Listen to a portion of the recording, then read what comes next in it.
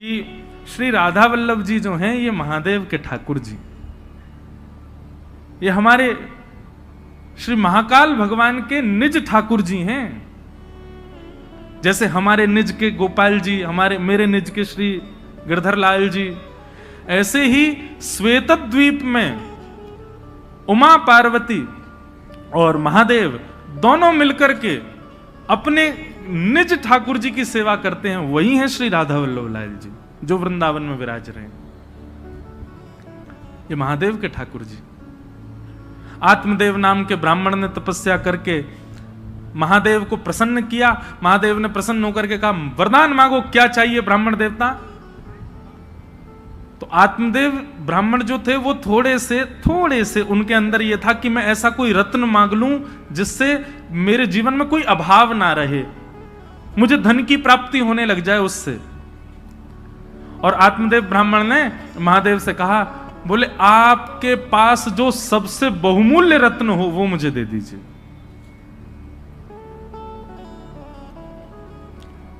महादेव ने जैसे ही सुना नेत्र सजल हो गए, बोले तुम सब दुनिया मांग लो हमसे, लेकिन ऐसा मत कहो कि अपना बहुमूल्य रत्न दे दो, क्योंकि महादेव के बहुमूल्य रत्न तो श्री राधा वल्लभ जी हैं। महादेव ने जैसे मना किया, बोले रत्न मत मांगो, बाकी चाहे दुनिया की कोई वस्तु मांग लो। तो आत्मदेव ब्राह्मण को लगा रत्न बड़ा महंगा है, तभी देने से मना कर रहे हैं। चरणों में गिर गया, बोले चाहिए तो वही रत्न चाहिए जिसके लिए आप मना कर रहे हो, नहीं तो कुछ नहीं चाहिए। तब महादेव भाव नेत्रों से अश्रुपात हो रहे हैं, श्वेत द्वीप गए और जाकर के अपने त्रिभंग लली श्री राधा वल्लभ लाल जी को कंठ से लगाया और एक वस्त्र में ठाकुर जी को पधरा करके आए और आकर के उस आत्मदेव ब्राह्मण को प्रदान कर दिए। महादेव अंतर ध्यान हो गए। उसने तो उत्सुकता से जैसे ही वस्त्र हटा के देखा तो श्री राधा वल्लभ लाल जी खड़े थे। बट दुखी हो गया बेचारा, बोले मैंने तो रत्न मांगा था जी, ऊपर से सेवा और दे गए मुझको, तो वैसे ही खर्चा पूरा नहीं हो रहा घर का, अब इनको भी पधराना पड़ेगा सब कुछ। उनकी सेवा होने लगी। महादेव को बड़ी चिंता, मेरे ठाकुर जी की सेवा में सुख होना चाहिए। तब भगवान की वंशी महादेव ने उनको आज्ञा की, बोले आप सदा उनके अधर पर विराजमान रहती हो।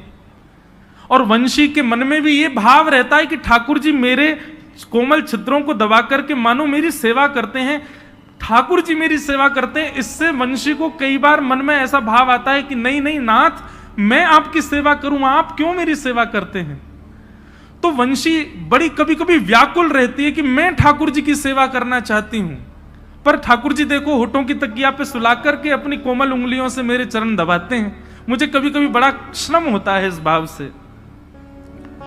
तो वंशी जी की इस चिंता को आज महादेव ने पूर्ण किया। बोले कि आप चिंता मत करो, आप चाहती हैं ना कि आप ठाकुर जी की सेवा करें, जाइए आप ही आचार्य चरण श्री हित हरिवंश महाप्रभु के रूप में पृथ्वी पर अवतरित होइए और जाकर के आत्मदेव ब्राह्मण के यहां से ठाकुर जी को ले जाकर के वृंदावन में विराजमान कर। तब भगवान की वंशी ही श्री हरिवंश महाप्रभु के रूप में पधारे और आकर के उन्होंने ठाकुर जी की सेवा। महाप्रभु जी का चरित्र बहुत सुंदर है, संपूर्ण तो नहीं पर कुछ कुछ भाव में आज भक्तमाल जी में पढ़ रहा था। अच्छा, हमारी जीवन की सबसे पहली भक्तमाल कथा है इसी वर्ष 19 से 26 अगस्त हम भागवत कथा करते हैं। और अभी साल में एक राम कथा का भी नियम हो गया है, एक एक ज्योतिर्लिंग में। पिछली बार सोमनाथ में थी, इस बार रामेश्वरम में है 24 दिसंबर से राम कथा। लेकिन हमारे वृंदावन के संत जनों की आज्ञा हुई कि लाला एक बार अब भक्तमाल जी में भी प्रवेश करो। मैंने महाराज जी मैं भक्तमाल जी तो कहता ही हूं कथा में। बोले नहीं, स्वच्छंद भक्तमाल जी की कथा करो। तो जन्माष्टमी के अवसर पर 19 अगस्त से 26 अगस्त तक जयपुर में, क्योंकि भक्तमाल जी वहीं लिखी गई हैं, जयपुर में ही गलता जी हैं जहां पर भक्तमाल जी की रचना श्री नाभा गोस्वामी जी ने की। तो वहीं पर प्रथम भक्तमाल का तो आज मैं भक्तमाल जी पढ़ रहा था, इतना सुंदर बात, बहुत ध्यान से सुनिएगा। नाभा जी के गुरु जी की आज्ञा हुई कि हे नाभा जी, आप एक काम कीजिए। बोले क्या? आपकी भक्ति इतनी तीक्ष्ण है, आपकी भक्ति इतनी प्रबल हो चुकी है, अब आप एक काम करो, बड़े बड़े रसिक जनों ने तो ठाकुर जी का यश गाया, पर आप ठाकुर जी के भक्तों का यश गाओ। तो नाभा जी ने भक्तमाल जी का मन बनाया कि अब मैं भक्तों की माला बनाऊंगा, भक्तों के चल। एक बात सदैव याद रखना, ठाकुर जी का यश गाना ज्यादा कठिन नहीं है, ठाकुर जी के भक्तों का यश गाना बहुत कठिन है। ठाकुर जी के भक्तों का यश कहना बड़ा कठिन काम है, उसको समझना। ठाकुर जी की कृपा आप समझ जाओगे, पर भक्तों की लीला आप नहीं समझ पाओगे। तो श्री नाभा जी ने मन में विचार किया कि यश गाऊं ठाकुर जी के भक्तों का, तो श्रोता किसको बनाऊं? तो श्री नाभा गोस्वामी जी ने मन में विचार किया कि भगवान का यश भक्त सुनते हैं, तो भक्तों का यश ठाकुर जी सुनेंगे। और 24 अवतारों का सबसे पहला स्मरण किया नाभा जी ने। 24 अवतार बैठाए अपने सामने, ठाकुर जी के 24 अवतारों का आवाहन करके और उनको ही श्रोता बना करके नाभा जी ने भक्तमाल जी कहनी प्रारंभ की। उसमें सारे भक्तों के चरित्र आए, सुग्रीव जी से लेकर के हनुमान जी महाराज तक, और महाराज गरुण जी से लेकर के और श्री रामानुजाचार्य जी तक, सारे भक्त चिंतन करते जाते, जो जो भक्त अपने। अच्छा, एक और बात है, भक्तमाल में किन किन भक्तों के चरित्र हैं? तो श्री नाभा जी कहते हैं ठाकुर जी तो सबको प्रिय हैं, पर भक्तमाल में उन भक्तों के चरित्र हैं जो ठाकुर जी को प्रिय हैं। क्योंकि भाई 24 अवतार सामने बैठे हैं, तो 24 अवतार उन्हीं को सुनना चाहेंगे जो उनके प्रिय हों। उन भक्तों के चरित्र आए, लेकिन सारे भक्त आ गए भक्तमाल जी में, हमारे वृंदावन के रसिक जन नहीं आए। क्योंकि नाभा जी तो स्मरण करते थे ना, जो भक्त का चिंतन आता उसी का छप्पे छंद लिख देते, सबका यश गाया, लेकिन वृंदावन के रसिक संत जन चित्त में नहीं आए। तो श्री नाभा जी चिंतित हो गए, बोले कि भैया सारे भक्तों का चिंतन चित्त में हो रहा है, लेकिन ब्रजमंडल के वृंदावन के वैष्णव भक्तों का, संतों का चिंतन मुझको क्यों नहीं हो रहा? तब उन्होंने अपने गुरुदेव से जाकर के अपना ये भाव प्रकट किया, बोले सारे भक्त मेरे चित्त में आ रहे हैं, पर वृंदावन के भक्तों का स्मरण नहीं हो रहा मुझको। कितनी सुंदर बात। उनके गुरुदेव ने आज्ञा करते हुए कहे, बोले भैया ये जितने भी भक्तों का चरित्र तुम गा रहे हो, ये कोई ना कोई भक्त इन 24 अवतारों को, जिनको तुमने सामने बैठाया है, इन 24 अवतारों को कोई ना कोई भजता है। कोई हयग्रीव भगवान को भजता है, कोई नृसिंह भगवान को भजता है, कोई बराह भगवान को भजता है, कोई कृष्ण को भजता है, कोई राम जी को भजता है। पर वृंदावन के तो सब श्री किशोरी जी को भजते हैं, और जब तक किशोरी जी नहीं आएंगी तब तक ब्रज के रसिक नहीं आ सकते।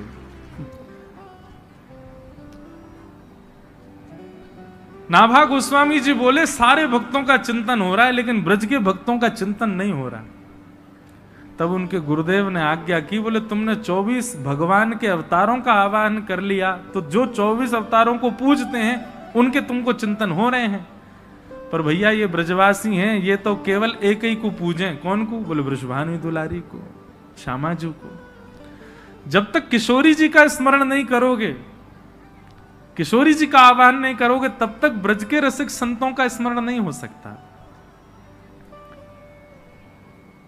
हमारे ब्रज में गांव में हमारे माई श्यामाजू को राज। कैसी श्यामाजू? बोले जाके अधीन सदा ही सांवरो, जाके अधीन सदा ही सांवरो, या ब्रज को सिरताज। हमारे माई श्यामाजू को राज। आहा। तब नाभा जी ने श्री किशोरी जी का स्मरण किया, और किशोरी जी का स्मरण करते ही सबसे पहले उनके चित्त में जो स्मृति आई वो थी श्री हित हरिवंश महाप्रभु। उन्हीं का ही चिंतन आया, जिनका आज उत्सव है।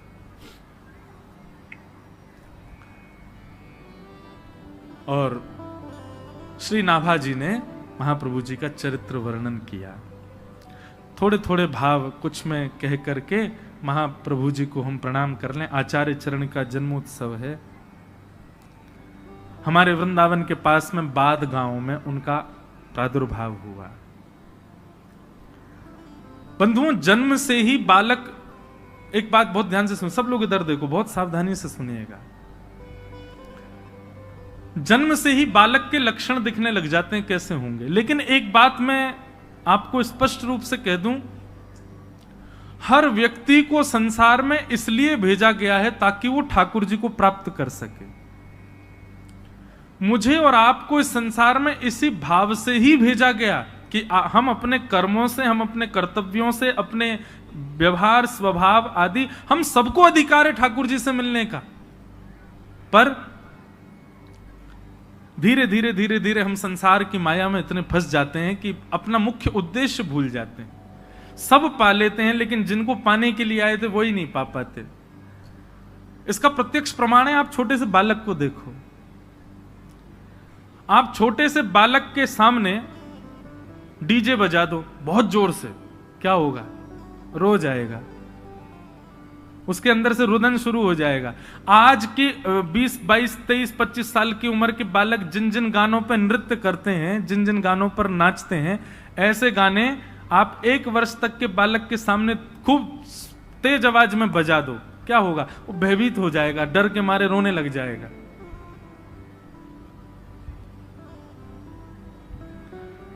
कल रात्रि में भोपाल भ्रमण पर गया था, हमारे मुदगल जी लेकर के गए। ये बोले मुझे आपकी एक जगह कथा करानी। मैंने कहाँ कराओगे? तो जो नया रेलवे स्टेशन है वहां हम रात को गए, करीब 10:30, 11 बजे।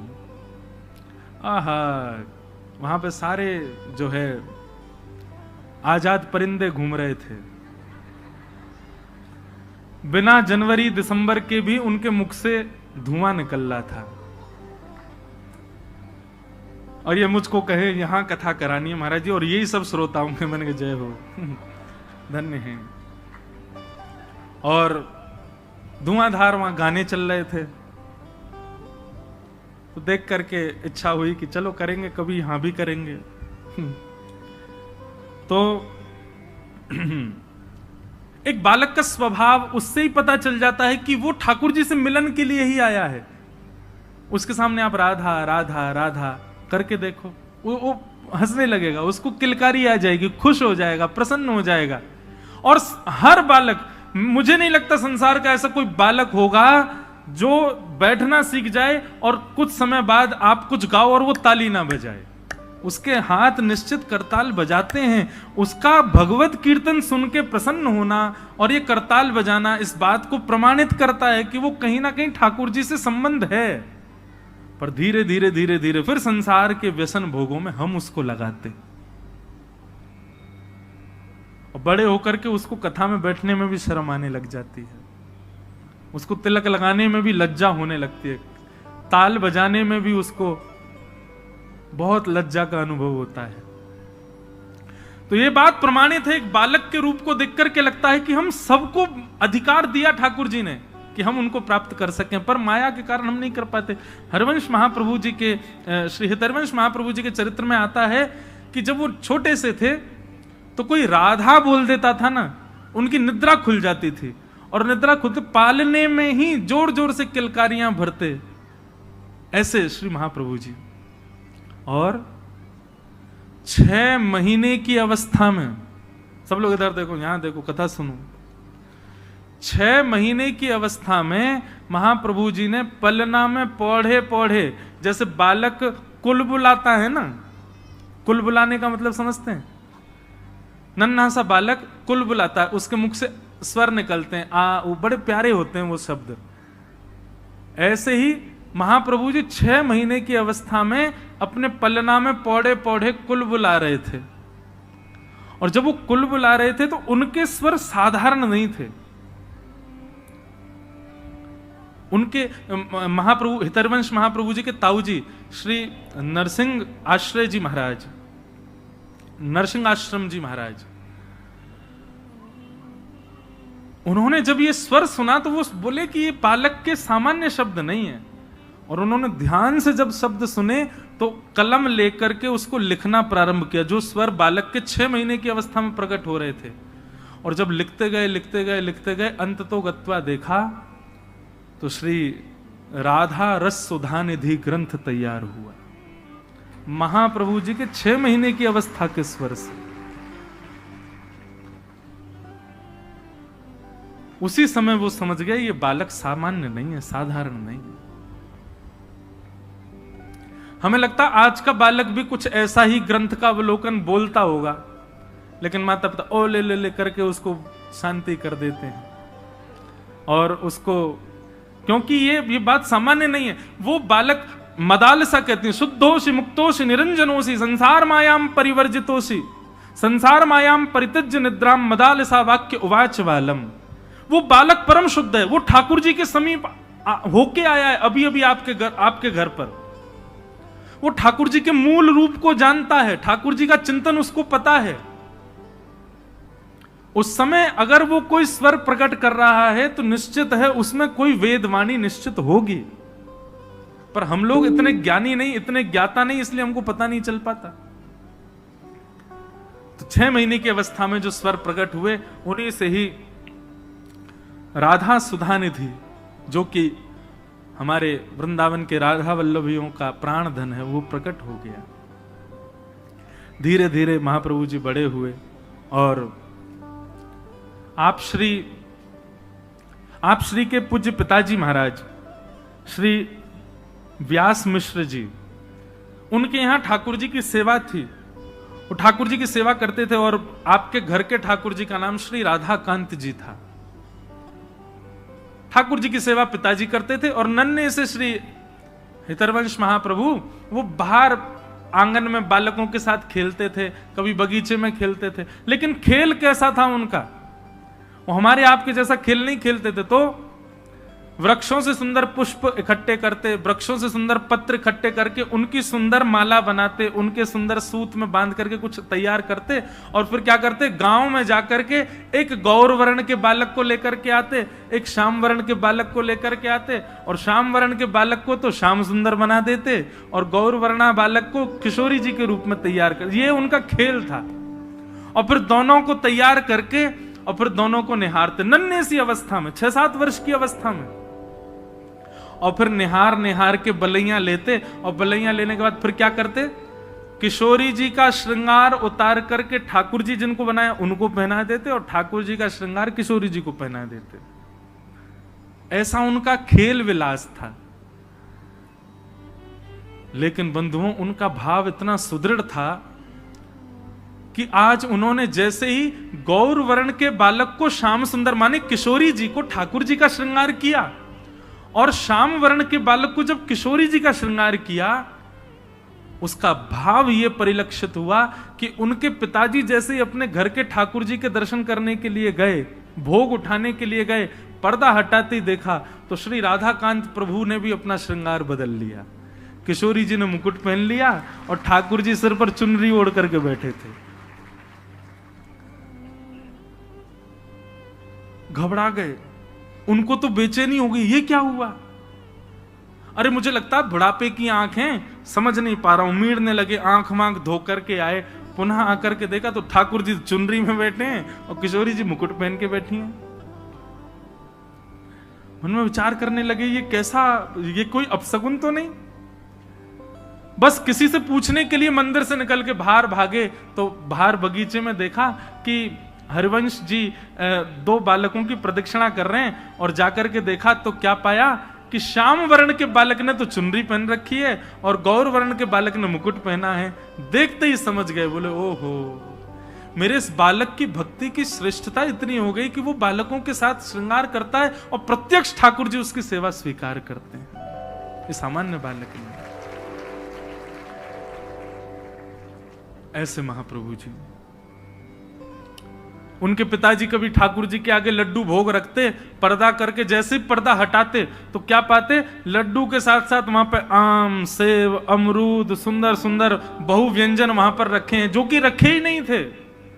अब उनको संशय नहीं होता था, जैसी ऐसी कोई लीला होती वो दौड़ करके हरिवंश जी के पास जाते। दौड़ करके हरिवंश जी के पास गए तो आज क्या देखा कि आज किसी बालक का श्रृंगार नहीं किया है। 2 युगल वृक्ष एक साथ खड़े थे, एक वृक्ष को श्री जी का श्रृंगार किया, दूसरे वृक्ष को श्याम सुंदर का श्रृंगार किया, और वन में श्रृंगार किया वृक्षों का, तो फल का ही भोग लगाया। तो जो फल वहां वृक्षों के सामने रखे थे, ठीक वैसे ही फल उतने ही आकृति में कटे भय, उतने ही आकृति में अमनिया किए भय, ठीक कोई अंतर नहीं, वैसे ही फल भीतर मंदिर में ठाकुर जी के सन्मुख रखे थे। ऐसे महाप्रभु जी बाल्यकाल से ही उनके सेवा का सुख बढ़ने लगा, और चंद अवस्था में ही, कुछ बाल अवस्था ही थी, उसी समय एक दिन श्री राधा श्री राधा श्री राधा कहते कहते नृत्य कर रहे थे, और उनका वो भाव रूप देख करके हमारी वृषभानु नंदिनी जी, हमारी किशोरी जी स्वयं को रोक ना पाई और प्रकट हो गई सामने। और प्रकट होकर के श्री हित हरिवंश महाप्रभु को बाल अवस्था में किशोरी जी ने गुरु दीक्षा दी। उनकी गुरु कौन है? श्री किशोरी जी। किशोरी जी ने गुरु दीक्षा देकर के सेवा भाव समझाया, सेवा प्रणाली समझाई, आदि आदि सब भाव उनको समझाए। और एक अवस्था होने पर महाप्रभु जी अपने गांव से भ्रमण करते करते करते करते चिदयावल पहुंचे।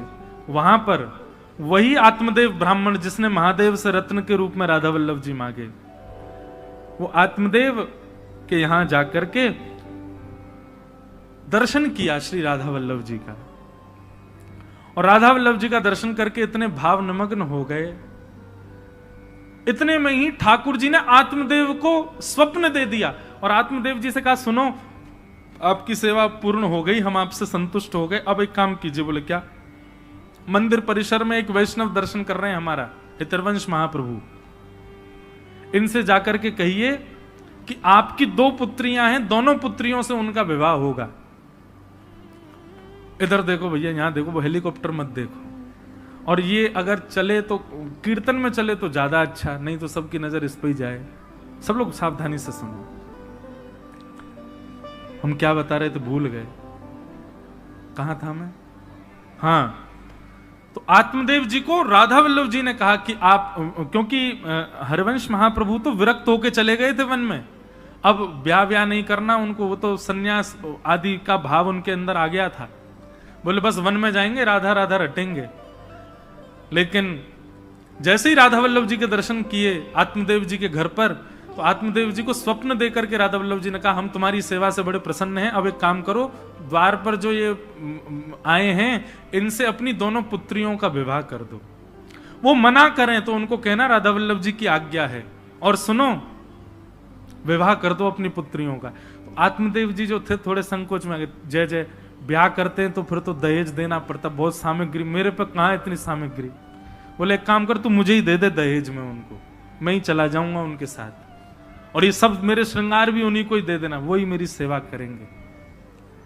और आत्मदेव जी ने आज्ञा की, ठाकुर जी ने आज्ञा की, ऐसा कहा तो महाप्रभु जी ने स्वीकार किया, दोनों पुत्रियों के साथ विवाह किया, और श्री राधा वल्लभ जी को उपहार रूप में अपनी गोद में लेकर के श्री वृंदावन पधारे।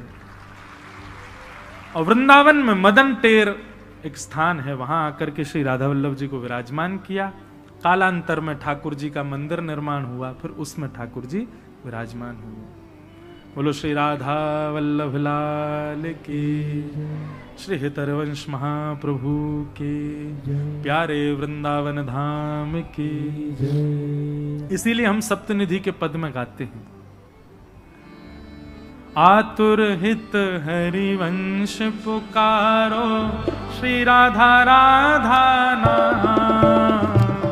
आतुर हित हरिवंश पुकारो, श्री राधा राधा नाम। हे आतुर हित हरिवंश पुकारो, श्री राधा राधा नाम। आतुर हित हरिवंश पुकारो, श्री राधा राधा नाम। हे सघन कुंज यमुना तट आयो, सघन कुंज यमुना तट आयो। मदन टेर वृंदावन आयो, मदन टेर वृंदावन आयो। प्यारो राधा वल्लभ लाल, वृंदावन प्यारो वृंदावन।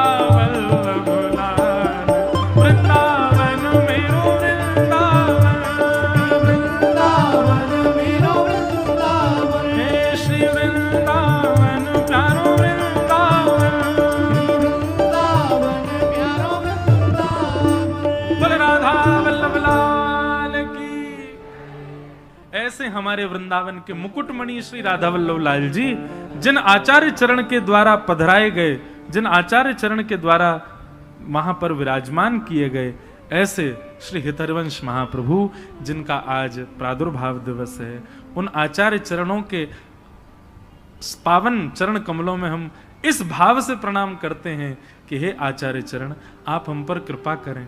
श्यामा जी आपकी गुरु हैं, आप श्री राधा वल्लभ लाल जी को वृंदावन में लाकर के वृंदावन की शोभा बढ़ा रहे हैं, आप कृपा करें, अनुग्रह करें। हम सब दासों के जीवन में भी श्री राधा वल्लभ जी कृपा करें। हमारे मन रूपी वृंदावन में, हमारे मन रूपी उस सघन कुंज में भी एक ना एक दिन ऐसे ही युगल स्वरूप आपकी कृपा से विराजमान हो, इस अभिलाषा से आचार्य चरणों में बारंबार प्रणाम।